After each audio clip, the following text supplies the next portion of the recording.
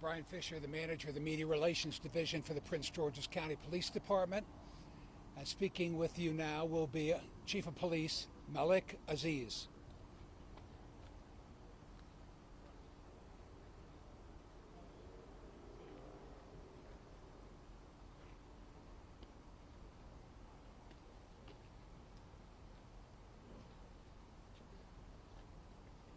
Afternoon. I am Chief Malik Aziz, Chief of the Prince George's County Police Department, with my executive team here who are standing behind me. Right now I have preliminary details. At approximately 8:20 a.m., Division 4 Oxon Hill officers responded to a stabbing call in the 8300 block of Indian Head Highway. Officers discovered two victims, a man and a woman, with critical stab wounds. Before fleeing that scene, the suspect also set fire to the apartment. Officers learned the stabbing was domestic related and the suspect was known to the victims. At approximately 10 a.m., officers responded to the National Harbor where they encountered the suspect in that earlier stabbing at St. George Boulevard and Potomac Passage. The suspect was still armed with a knife and moved towards an officer. The two officers discharged their duty weapons. The suspect was struck unknown amount of times at this point. Officers administered emergency care, and that suspect was transported to the hospital, a local hospital, where he died a short time later. No officers were hurt in this incident. The two victims, known from their domestic stabbing, are in critical but stable condition. The Maryland Attorney General's Independent Investigation Division is on the scene, and they've assumed the investigation. With that, I'll take any questions that you may have that I can answer at this time. I guess, what was the relationship between the suspect and the two stabbing victims? Do we know? Were they family, or what was it? Well, right now, that's strange. We haven't confirmed that yet of what the actual relationship was, but we do know they were known to each other. So there was a fire. Anyone else hurt in the fire? No, not at this time. Yeah, those two people made it out the fire with the help of Prince George's County Fire Department and Prince George's County police officers. Next question. Why was he here? We believe this suspect lives in the National Harbor. How did he get from? Because that's about a mile away. How did he get from here to here? Did he drive, walk? That is unknown, but we believe at this point that he drove here, but all of that is unconfirmed. Even though that's relatively short distance, we believe he used the vehicle.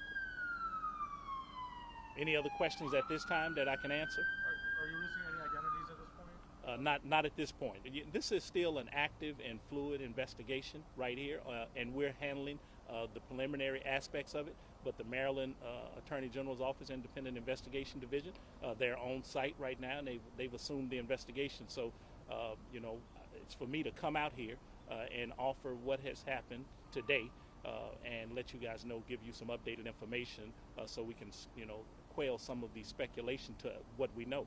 And we're still learning as we go along. Right now, what we know is there was an officer-involved shooting with a person who had stabbed two people and set fire to an apartment and ended up here in the National Harbor where he resides. And those officers had some type of confrontation in which their duty weapons were discharged. That suspect was struck. That suspect is now deceased. Before that confrontation with officers, I mean, this is a busy area, especially on a beautiful day like today.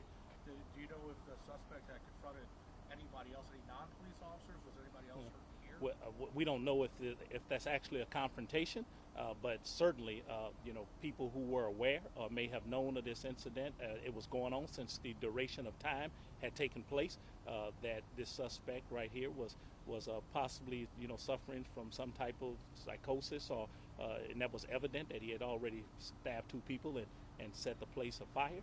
But we don't know that at this time. It would be pure speculation on our part for us to determine if they know each other or if they were just, people just trying to intervene for the safety of people on site. I think the important thing right here for us to know, the information, is that this it emanated from another location, and it is domestic related, and that person ended up back here where they reside.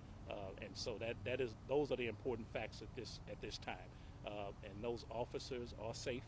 But it's an unfortunate incident on a beautiful Sunday, on a special Sunday across the world, and it happened right here in the beautiful National Harbor as these things happen. I would, like to offer, without adding, too much speculation, but people who go through things, family members know these things, that they should urge loved ones to seek the type of help that we need in order to help us all live in a more vibrant place here without the violence associated with those things. I'll take one last question if that's all you have. Had you received any other previous calls with victims in the apartment or when they appeared? Well, right now we're researching that.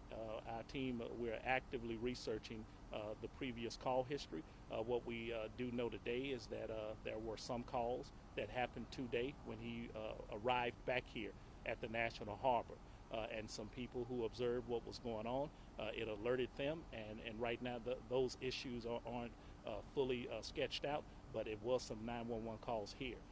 This particular suspect, this individual, with nothing related here today, we have handled that individual in the past, Prince George's County police officers, as well as across the lines in other departments. I can't speak for them, but this individual was known to Prince George's County police officers in those capacities.